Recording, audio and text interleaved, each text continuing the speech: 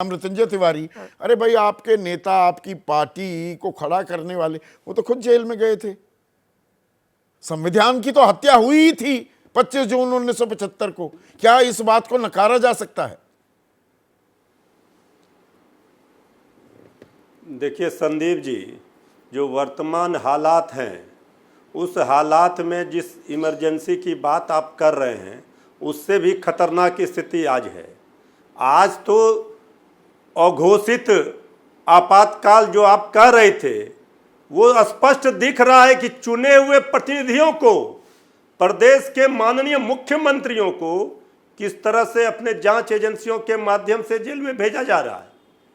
ये संकल्प, अगर संविधान संकल्प दिवस की बात करते तो समझ में आता। ये हत्या और हिंसा से तो इनका पुराना नाता रहा है, और ये जिस तरह संविधान हत्या दिवस कह रहे हैं तो इनको तो ये सोच लेना चाहिए कि जिन्होंने अपने हाथों से नोच डाला जिसने चमन को, वही रहनुमाई कर रहे इस चमन का, जिन्होंने संविधान के एक एक पन्ने को तार तार कर दिया। मैं हत्या शब्द का इस्तेमाल नहीं करूंगा क्योंकि हत्या, हिंसा ये उनके जैसे। पर आपकी व्यवस्था क्या है मृत्युंजय तिवारी? संविधान हत्या दिवस, आप इतने क्यों विवश कि आप कांग्रेस का सपोर्ट कर रहे हैं? आप ही के नेताओं को जेल में डाला था, ठूस दिया था, बेटी का नाम उस काल पर रख दिया, उस कानून पर रख दिया लालू प्रसाद यादव ने। तो आपकी व्यवस्था क्या है? अब की व्यवस्था ये है, आप देख रहे हैं, हमने आपसे कहा कि किस तरह संविधान के एक एक पन्नों को रौंदा जा रहा है, किस तरह गला घोटा जा रहा है। आप देखिए ना, चुने हुए प्रतिनिधियों को जांच एजेंसियों के आईटी, ईडी, सीबीआई के माध्यम से किस तरह परेशान किया जा रहा है। अभी हमारे वरिष्ठ, हमारे अभिभावक हैं त्यागी साहब, बोल रहे थे, आप याद कीजिए, मैं एक बार डिबेट कर रहा था जब ये हम लोगों के साथ थे, आदरणीय त्यागी जी ने क्या क्या कहा था। इसी इमरजेंसी में यही बीजेपी आरएसएस के लोगों ने माफी मांगने का काम किया था, और आज ये ज्ञान दे रहे हैं। देखिए इस बार चूंकि 240 पर ये सिमट गए हैं, तो देश की जनता ने जो बात इनके नेता कह रहे थे कि संविधान बदलेंगे 400 पार आएगा, तो जनता ने सबक सिखा दिया है, और ये 240 पर आ गए हैं। और यही अगर यही इनका क्रियाकलाप रहा तो ये सरकार ज्यादा दिनों तक संदीप जी चलने वाली नहीं है। इस तरह से ये सरकार नहीं चल सकती है।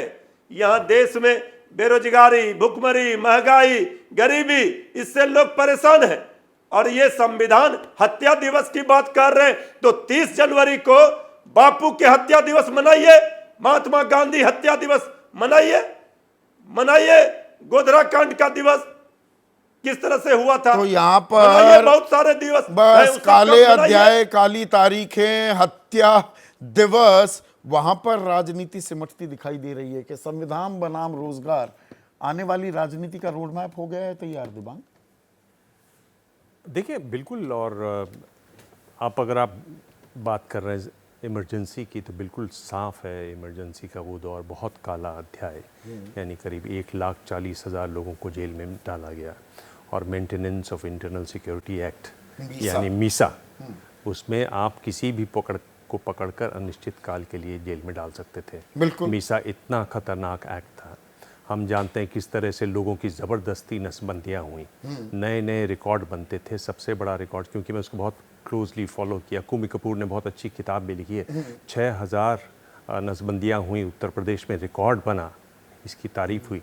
तुर्कमान गेट पर लोग रहते थे बिना नोटिस दिए, सबके घर उजाड़ दिए गए, बुलडोज़र चला दिए गए, पूरी जगह की सफाई कर दी गई। इसमें कोई शक नहीं है, इमरजेंसी जो है वो बहुत काला अध्याय था। पर 49 बाद इसे याद क्यों किया जा रहा है, संविधान हत्या दिवस? और इसमें वही जो पॉलिटिकल आयरनी है, संविधान को जो विचारधारा मानती नहीं, कबूल ही नहीं करती थी, अब संविधान की हत्या की बात हो रही है। यही बताता है कि किस तरह से बीजेपी अपनी कमजोरी को दिखा रही है, और मेरे ख्याल से इसको और सही तरीके से किया जाना चाहिए। मतलब जो चुनाव में नुकसान हुआ, चुनाव में जो नुकसान हुआ, और सबसे बड़ा नुकसान किस बात का हुआ, अगर आप उत्तर प्रदेश की बात करें, जहां अगर आप इंडिया अलायंस को देखें 43 सीट्स उन्होंने जीती हैं, तो उनको ओबीसी तो वोट मिलते ही थे कुछ वोट, पर जिस तरह से दलित जुड़े हैं वहाँ, दलितों का हटना इस बात पर कि संविधान को बदलने की कोशिश करेगी, संविधान को बदलेगी बीजेपी, ये जो लाइन चली, इस लाइन का इतना ज़्यादा असर हुआ कि अब आप देखें विपक्ष के हाथ में संविधान आ गया है, उस संविधान को छीनना है। होने वाले महाराष्ट्र में फादर ऑफ है। Indian constitution doctor Bhimrao Ambedkar Maharashtra से थे। बिल्कुल। हरियाणा में भी चुनाव आने वाले हैं, तो कि ये फिर से नुकसान ना हो जाए, इसीलिए संविधान का नैरेटिव, और विपक्ष ने आजीविका हत्या दिवस की याद दिला दी 8 नवंबर 2016 की। विपक्ष के हाथ में संविधान इस समय बहुत मजबूती से है, उसको छीनना है, उसको अपने पास करना है, तो आप कैसे करेंगे? आप देखिए जिस तरह की बात हुई इमरजेंसी के बारे में लगातार, इस बार पहले नहीं हुई थी, क्योंकि इमरजेंसी